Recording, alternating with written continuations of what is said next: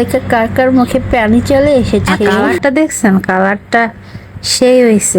কাজের বেটি রহিমা হয়ে যাই, কাজের ঠেলায় চোখে দেই না। আবার চারা দিয়ে দেখলাম যে কেমন লাগে, মজা হয়েছে কিনা। মানে একটা দিয়ে 10টার কাজ সারা হয়ে যাবে আর কি। দিনকে দিন অনেক অলস হয়ে যাচ্ছি, মাঝে মাঝে এত পরিমাণ কাজ করি, কাজের বেটি রহিমা হয়ে যাই, কাজের ঠেলায় চোখে দেই না। আবার মাঝে মাঝে এত আলসেমি করি, কোনো কাজকর্ম করতে কিছুই ভালো লাগে না। ভাবলাম যে এত আলসেমি করে কোনো লাভ নাই, একটু আচার খেতে মনে ছিল, তাই ভাবলাম যে ফ্রিজের মধ্যে একটু চালটা সেদ্ধ করা ছিল আর এসে যে একটু আম সেদ্ধ করা ছিল। 5 মিশালি না করতে পারলো 2 মিশালি তো করতে পারবো। মাঝে মাঝে দেখি যে 5 মিশালি আচারটা কিন্তু খাইতে বেশ মজা লাগে। এইখানে আমি আগে একটু সরিষার তেল দিয়ে নিয়েছি, কোনো পরিমাণ অনুযায়ী না। আমি আমার রান্না করতে আসলে কিন্তু নিজের ইচ্ছা অনুযায়ী আর কি রান্না করি।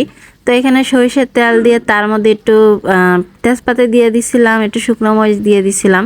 এরপর কাঁচা আমটা একটু ছাইরা একটু কিছুক্ষণ ভাজলাম, ভাইজে টেজে তারপর একটু পাঁচফোড়ন দিছি। পাঁচফোড়ন দিয়া তারপরে ওই ছেঁচা চালটাটা দিয়ে দিছি। এটা কতক্ষণ একটু ছেঁচি বয়ে হয়ে।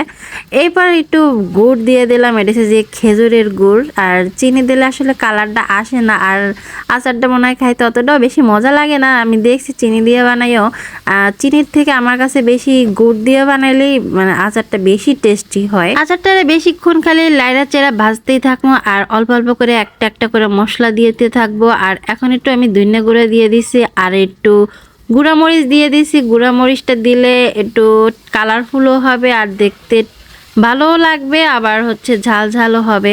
মানে একটা দিয়ে 10টার কাজ সারা হয়ে যাবে আর কি।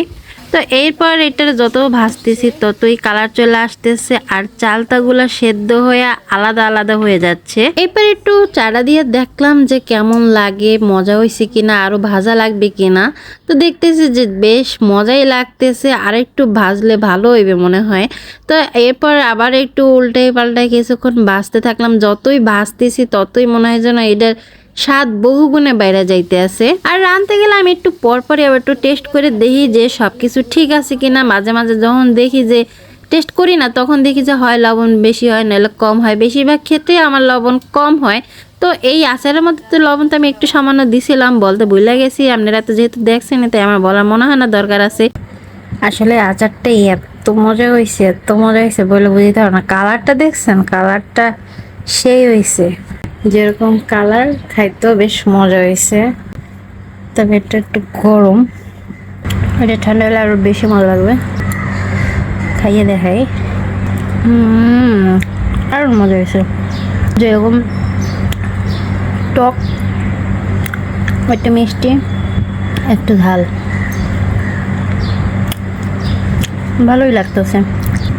আমার আচার খাওয়া দেখে কার কার মুখে পানি চলে এসেছে। এত সুন্দর আচারের কালার দেখে আর আমার খাওয়া দেখে কার কার মুখে পানি চলে আসছে, এর জন্য কিন্তু আমি দায়ী না। এখন বাজারে প্রচুর পরিমাণ আম আছে, আপনারা বানায় খাইতে পারবেন। তো আজকের মতো এই পর্যন্ত, আল্লাহ হাফিজ।